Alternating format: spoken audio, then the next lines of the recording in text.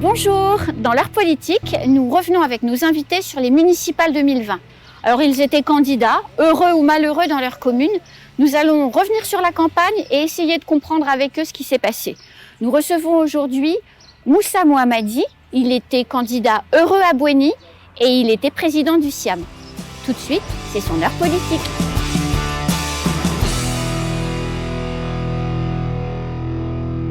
Président Bavy, bonjour.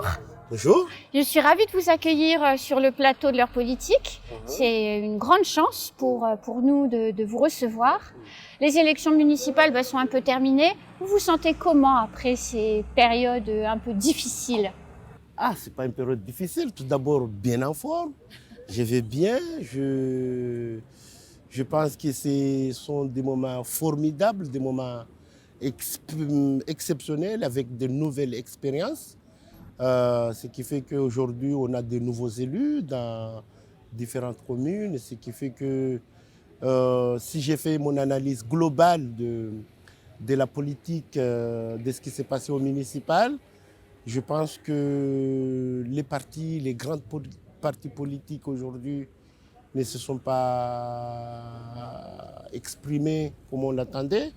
Aujourd'hui, on trouve la plupart des maires, ce sont des gens qui n'ont pas des étiquettes politiques. On est sur l'effondrement des grands partis politiques. Je pense que, est-ce qu'on est sur la bonne direction ou pas? Moi, je ne pense pas. Je pense qu'aujourd'hui, il faut reconstruire les mouvements politiques. Je pense qu'il faut reconstruire, que ce soit le MDM, que ce soit les républicains, que ce soit les socialistes. Moi, je pense qu'on est arrivé où, comme il n'y a plus de chefs, parce que le message qui est envoyé aujourd'hui sur les élections, c'est qu'à Mayotte, il n'y a plus de chefs, il n'y a plus de patrons de partis politiques aujourd'hui. Et moi, je pense qu'avec tout ce qui s'est passé à Mayotte aujourd'hui, il est temps de retrouver ces patrons-là, il est temps de trouver ces leaders-là, il est temps de construire le parti politique. Mais vous, quelque part, vous êtes un patron politique parce que vous devez regarder quand même le résultat de vos poulains des jeunes républicains avec sérénité. Ça s'est plutôt bien passé pour eux. Non, on a fait un résultat formidable à Bouéni. C'est là où j'étais dans la liste avec mon maire, M. Mousselim Abdourahmane. C'était pas une partie politique qui était là, mais c'était plutôt une alliance, une union qu'on a fait de la commune de Bouéni, qu'on a mis en place depuis 2014, qui a marché, qui a fonctionné, on a été réélus, nous sommes la commune la meilleure élue de Mayotte. Ça a failli passer dès le premier tour d'ailleurs. Ça a failli passer dès le premier tour. Le meilleur formation politique a été élu après Seydou Marouali, que je félicite parce que lui aussi, il a fait un travail formidable en petit air, Seydou Marouali. Tout le monde ne l'attendait pas et il a créé la grande surprise, élu au premier tour. Ça, il faut le saluer.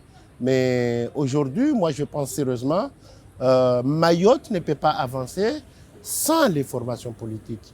Mayotte ne peut pas aujourd'hui résoudre les problèmes, parce qu'il faut donner la place à nos leaders politiques.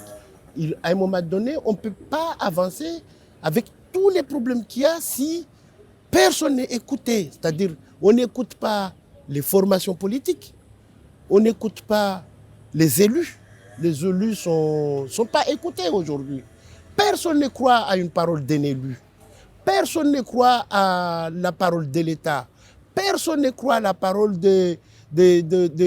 personne ne croit à personne. Mais alors comment on peut faire pour inverser la tendance et faire qu'on croit de nouveau en la parole de l'élu? Parce qu'après tout, l'élu, on le choisit. Moi, je pense sérieusement qu'on est arrivé à un moment donné, il faut faire un état des lieux général de Mayotte. Un état des lieux de cette île. Savoir... Y compris sur les élus. Y compris sur les élus. Les élus, on doit tous se remettre en question. On est en train d'échouer, tout le monde. personne ne croit à la parole d'élu. Oui. Personne n'est arrivé à un stade, même la parole de l'État qui était très écoutée, les gens, la population ne l'écoute plus.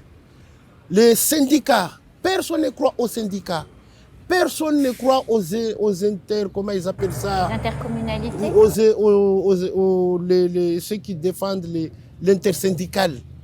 Personne ne croit plus à personne. Maintenant, il faut se poser la question, pourquoi on est arrivé à ce niveau? Pourquoi on est arrivé là? Pourquoi personne ne croit à personne? Il y a un souci. Maintenant, il faut vraiment faire un état général de cette situation. Parce que nous, on a vu, on était des petits, on était des jeunes, mais nous, on a vu depuis le départ des anciens. À l'époque, Bamana, quand il disait quelque chose, tout le monde suivait. Oui. Aujourd'hui, après le départ de ces anciens-là, on est tombé dans une cafouillage. Mm-hmm. On est arrivé dans un moment où, moi, personnellement, je suis inquiet. Je suis inquiet pour l'avenir de ce pays. Je ne sais pas où va Mayotte, que va devenir Mayotte. Est-ce qu'on n'est pas en train d'aller vers une guerre civile? Parce que c'est la question qu'on se pose aujourd'hui. Oui. De moment, dans un pays où personne ne contrôle personne, c'est dangereux. Personne ne croit à personne, c'est dangereux. Maintenant, il y a les vraies questions. Moi, mon seul inquiétude aujourd'hui, comment on va faire pour échapper à cette guerre civile déclenchée? Parce que c'est une guerre civile déclenchée. Oui, oui. D'une certaine manière, oui. À une certaine manière, maintenant, là, on est en situation de voir qu'est-ce que nous tous, c'est les services de l'État, les élus, les intersyndicales, les syndicats, les représentants en fait, tout le monde doit se mettre à table pour vraiment débattre sans état d'âme, sans arrière-pensée, de voir pourquoi Mayotte est arrivé à ce stade. C'est une alerte. On est en situation où personne ne peut dire que nous savons où va Mayotte. C'est la question que je me pose aujourd'hui. Quand je vous écoute, je me dis que votre avenir politique, il est devant vous. Je ne vais pas dire que l'avenir politique est devant moi. Je suis en cours des élections de syndicats des eaux qui ne sont pas terminées, qu'on ne sait pas où est-ce qu'on y va, qui dirige, comment ça va, pourquoi dans un État comme la France, il s'est passé des choses comme ça. Je n'ai pas envie de revenir parce que le tribunal administratif va se prononcer là-dessus. Il y a 2 dossiers en cours. On attend, mais moi, étant un bon Français, étant une personne de la démocratie, étant une personne qui croit à ma justice, à la justice française, moi je pense que la question aujourd'hui, je suis convaincu qu'il n'y a pas de raison que la justice ne se prononce pas favorablement à cette situation parce que personne, encore une fois, personne ne peut expliquer ce qui s'est passé au Siam. La question, est-ce que je vais continuer au Siam ou pas? Est-ce que je vais faire autre chose ou pas? L'avenir me le dira, je prendrai les décisions au bon moment et je suis sûr et certain que je serai toujours là pour me battre, pour défendre les intérêts de mon île. Les prochaines échéances électorales, ce sont les cantonales, dans quelques mois. On aura un bulletin Bavie sur les tables d'un canton à choisir. Vous savez, on ne sait jamais qu'est-ce qui va se passer. Oh oui. Les départementales, c'est dans 6 mois, oui. 5 mois qui nous restent. Là, aujourd'hui, moi, je n'aime pas mener 2 combats en même temps. J'avais le municipal à Bouini, j'avais le syndicat des eaux, c'est en cours, rien n'est dit, rien n'est décidé. Je ne peux pas faire syndicat des eaux et départemental, mais si, sérieusement, si le canton de Bouini a besoin de moi, je réfléchirai pour être au rendez-vous au bon moment. Si les gens ils ont besoin de moi, s'il faut les faire, moi, ce n'est pas les défis qui m'inquiètent. Et j'ai toujours été là pour mon pays. Si vous regardez la période passée au Siam, est-ce que vous n'avez pas un peu de déception, d'amertume? Vous avez été beaucoup secoué. Oui, en fait, c'est pas que j'ai des déceptions.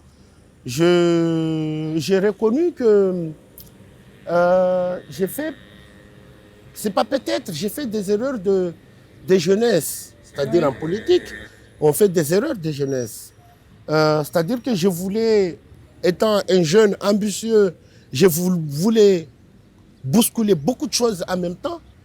J'ai compris que malheureusement, on est dans un pays qu'il ne faut pas trop bousculer les choses.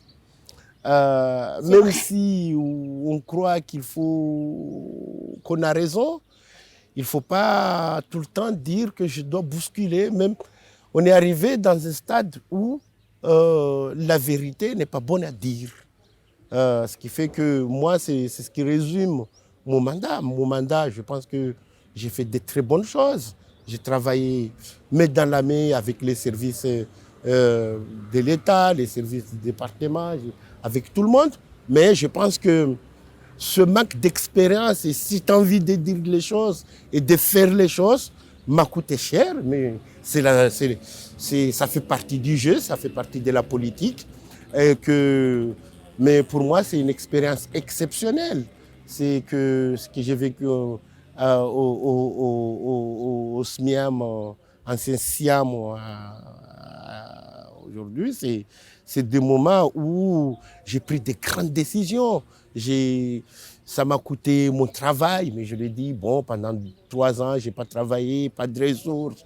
Tout ça, c'est des expériences que, en fait, quand on s'engage pour son pays, c'est là où c'est intéressant. On se dit, il faut accepter de prendre des coups.